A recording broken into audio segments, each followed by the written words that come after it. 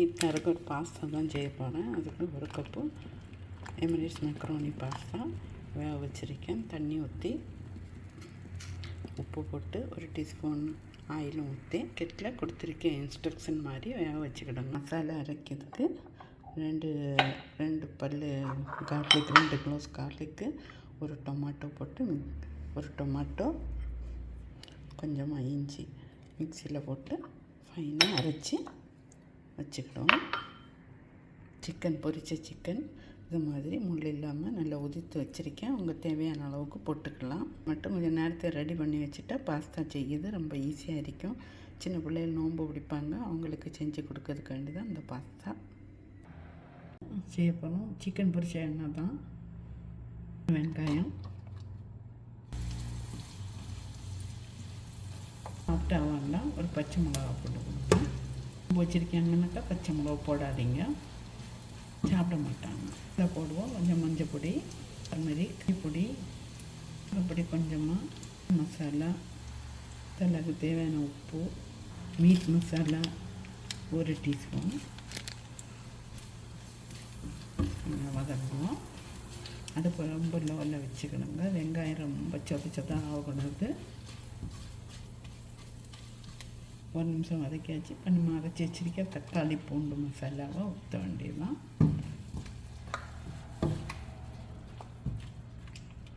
கொஞ்சம் வேவிட்டு பச்சை வாசனை போட்டு நம்ம பொரிச்ச சிக்கன் பிச்சு வச்சுருக்கோம் இல்லையா, அதை போட்டு கொடுக்கலாம்.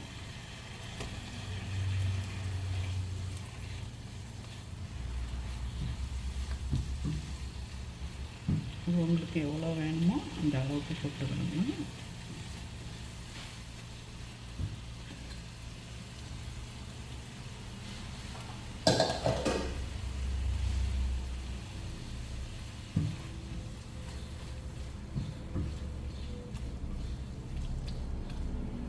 நல்லா மிக்ஸ் ஆகட்டுன்னா நம்ம குக் பண்ணி வச்சுருக்க பாஸ்தாவை போட்டு கொடுப்போம்.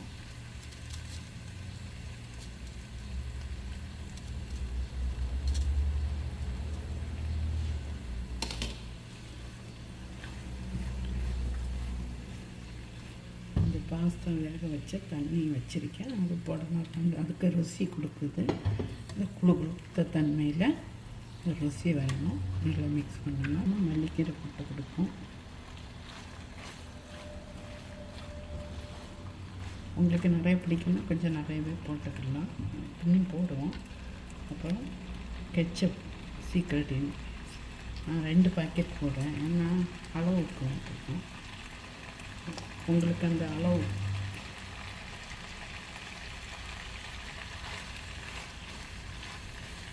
நல்லா மிக்ஸ் பண்ணிடுவோம். சீஸ் போடுவேன். நீங்கள் எந்த சீஸ் இருக்கோ உங்களுக்கு பிடிக்குமோ அதை போடணும். இந்த ஸ்லைஸ் போட போகிறோம். வச்சு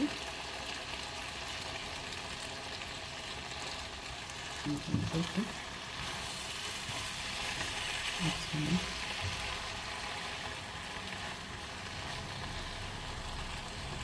இறக்கிட முடியலாம். இப்போ மேலே கொஞ்சமாக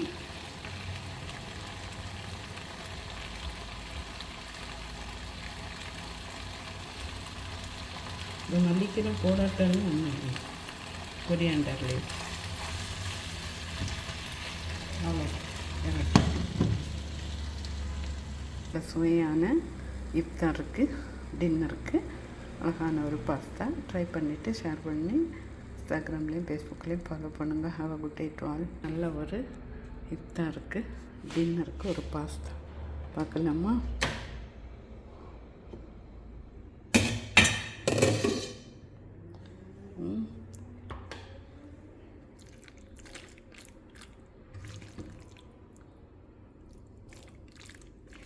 சிக்கன் ஃப்ளேவரோட, சிக்கனும் சீஸ் ஃப்ளேவரோட நம்ம இந்தியன் கொத்தமல்லி, மல்லி இலையெல்லாம் போட்டு அழகான ஒரு பாஸ்தா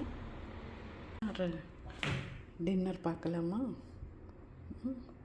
ஒரு நல்ல ருசியான ஒரு பாஸ்தா. பிள்ளைகளெல்லாம் நோன்பு பிடிக்கும்போது இந்த மாதிரி செஞ்சு கொடுத்தா நல்லா இருக்கும். நம்மளும் எப்போவும் பிரியாணி, அது ரைஸு, அது இதெல்லாம் சாப்பிட்டு கொஞ்சம் போர் அடிக்கும். அந்த மாதிரி டைமில் இந்த மாதிரி அழகான ருசியான ஒரு பாஸ்தா செஞ்சு கொடுங்க. வாட்ச் ஃபுல் வீடியோ கஞ்சாஸ் குக்கும் யூடியூப்பில் போய் கிளிக் பண்ணி பாருங்கள். உப்பு யார்கிட்டையாவது கொடுத்து டேஸ்ட் பண்ணி பார்த்துக்கிடுங்க. இன்ஸ்டாகிராம்லேயும் ஃபேஸ்புக்லேயும் ஃபாலோ பண்ணி வீடியோ பார்த்து ஷேர் பண்ணி சப்ஸ்கிரைப் பண்ணுங்கள். ட்ரை பண்ணிவிட்டு ஷேர் பண்ணால் போதும். Have a good day to all.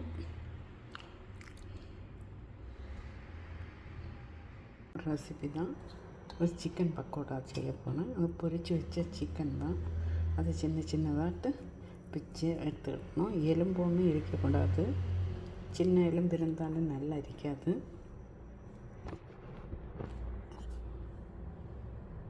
மாவு ஏற்கனவே போட்டிருக்கேன். கடலை மாவு தேவைக்கு போட்டுக்கிடுங்க. அதில் நம்ம அளவு தான்.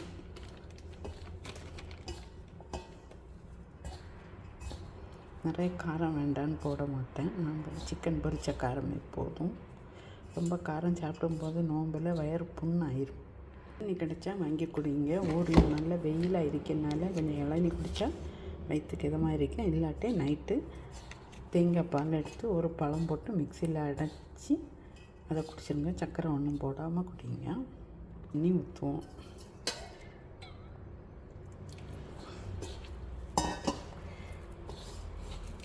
கையில் எடுத்து போட மாதிரி இருக்கணும்.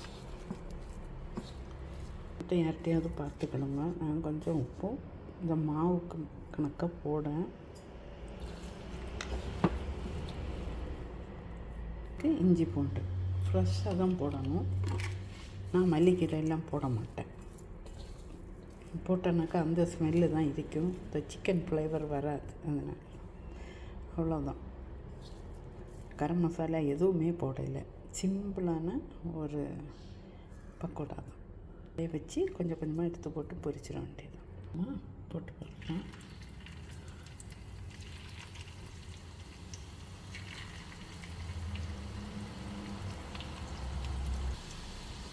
நல்லா வேக விட்டால் அதுக்கு முன்னாடி கரண்டி போட்டுறாதீங்க, உடஞ்சிடும்.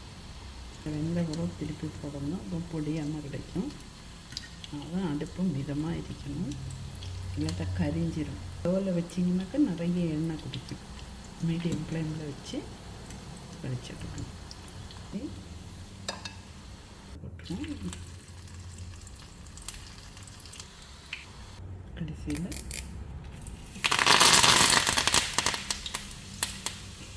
அவ்வளோதான் செஞ்சாச்சு. கருவேப்பிலை போட்டு பொரிக்கும் போது பக்கத்தில் நிற்காதீங்க. கொஞ்சம் கவனமாக நில்லுங்க. பொட்டி மேலே தெரிச்சிரும். கண்ணில் எல்லாம் கவனமாக இருங்க. கொஞ்சம் தள்ளி இருங்க. வாங்க, நல்ல ஒரு இஃப்தார் ஸ்நாக் பார்க்க கஞ்சி கூட சாப்பிட்றதுக்கு சிக்கன் பக்கோடா தான். வாட்ச் ஃபுல் வீடியோ கஜாஸ் குக்கு யூடியூப்லவே கிளிக் பண்ணி பாருங்கள். கஞ்சி கூட சாப்பிட்டா நல்ல டேஸ்ட்டாக பக்காவாக இருக்கும். ட்ரை பண்ணிவிட்டு ஷேர் பண்ணுங்கள். Have a good day to all. எல்லாருக்கும் எல்லா நோன்பும் பறக்கத்தாக கிடச்சி சிறப்பாக எல்லாம் சிறப்பாக அமைய இறைவனிடம் துவா செய்வோம். அனைவரும் எல்லா மக்களுக்கு வேண்டி துவா செய்வோம். இன்ஷா அல்லாஹ் அடுத்த வீடியோவில் சந்திக்கலாம். அஸ்ஸலாமு அலைக்கும்.